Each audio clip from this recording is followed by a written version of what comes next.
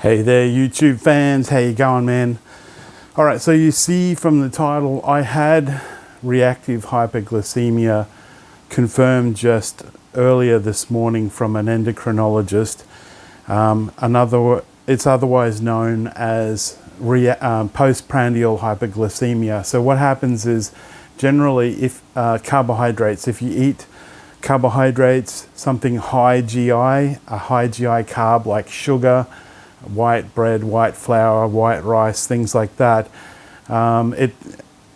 it spikes your insulin really high, and then it just comes crashing down, and then it goes way too low and you have low blood sugars, which is also called hypoglycemia.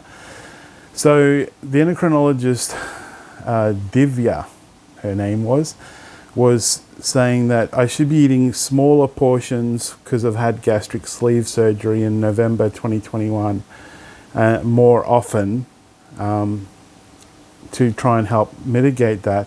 She also said go back onto acarbose, which is a diabetes medicine. It blocks the absorptions of starches and carbohydrates, including sugar.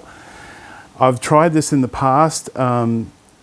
She said we could try 50 milligrams 3 times a day. I was trying 100 and it was kind of seemed too much. It made me lethargic. So I'm going to try 50, and she agreed to that. What this does is it blocks the starches so that you can still have a little bit of carbohydrate, and it doesn't go as high, so then it won't go as low. So it should stabilize your blood sugars a bit more. Yeah, so the other thing I looked into was this product, Thicken Up by Nestle. And the main ingredient, there's a couple of ingredients, but the main ingredient is xanthia gum. Us bodybuilders know about that. Maltodextrin, corn, potato, and xanthium gum and potassium chloride. And you put, like, say if you want it moderately thick in your foods or in your liquids to thicken it up, 200 mils of this will go with 4 level scoops of the scoop that's inside there.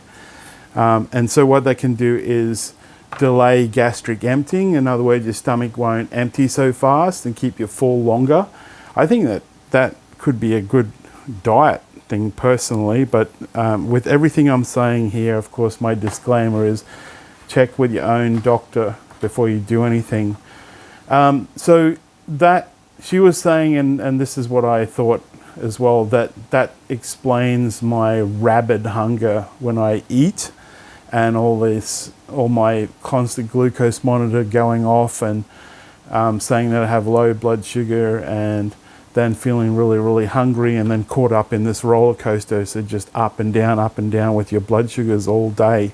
So of course, if you have a lot of insulin and you keep spiking your blood sugar, you're going to put on weight, and you eat all day, you're going to put on weight, which is what was happening to me. That's where I've been stalling with my weight loss efforts.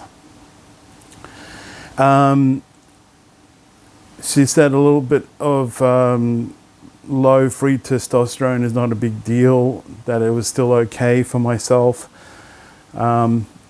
And I'm just trying to think what else she said in there. Oh, we're going to do a 4-hour test to see how long my stomach does take to empty.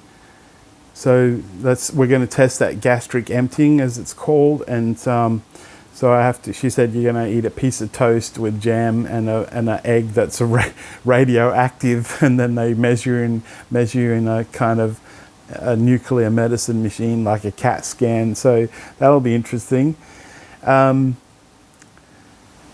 so I mean, look, honestly, it kind of confirms what I thought. I did do a few videos on this before, and I'm kind of happy in a way, because it explains the rabid hunger that I had been having immediately whilst I'm eating food, which was really weird.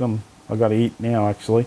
The interesting thing was, like, a glass of milk would stop the hunger. I suppose that's carbohydrate, fats, and protein all in one go. That reminds me, she said liquids would possibly be even worse than eating solids when you have this condition,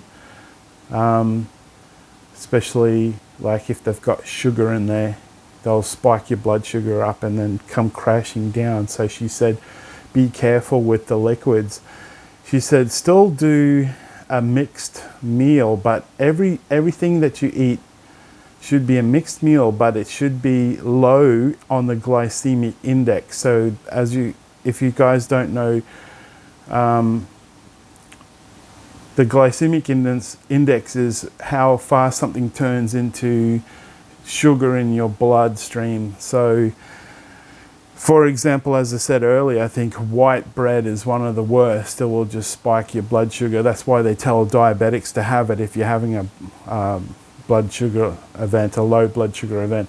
Like sugar is probably the worst. Glucose is actually the number one thing people have. And so that would be in candies or lollies, anything like that, anything with sugar in it. All that stuff needs to go, because at the end of the day, first of all, it's not really good for your health, but at the end of the day, it's going to make you hungrier, put on weight, and have crashes in the blood sugar. I've got to eat now. I haven't eaten much all day and it's lunchtime, but yeah. So those are the few things I'm going to try. I'm going to continue with Glucobay. I love that diabetes medicine. It's only does about 1% reduction in HbA1c, and I might try some Thicken Up from Nestle.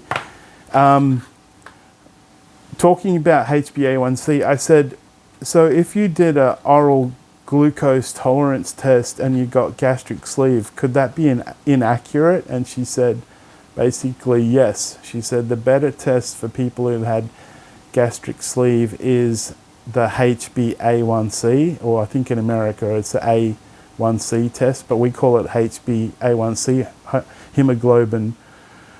hemoglobin test. And she said over the 5-hour test that we did with a piece of steak, she said all your insulin levels were normal and your blood sugar levels were normal. And I said that wasn't the best way to do that test, but I guess what that did teach me is if I have straight protein, then I'm okay. So I guess some kind of modified keto diet, or what I've said over here on my wall, which is high protein, low fat and low carbohydrate, may actually work. I've got a incoming call.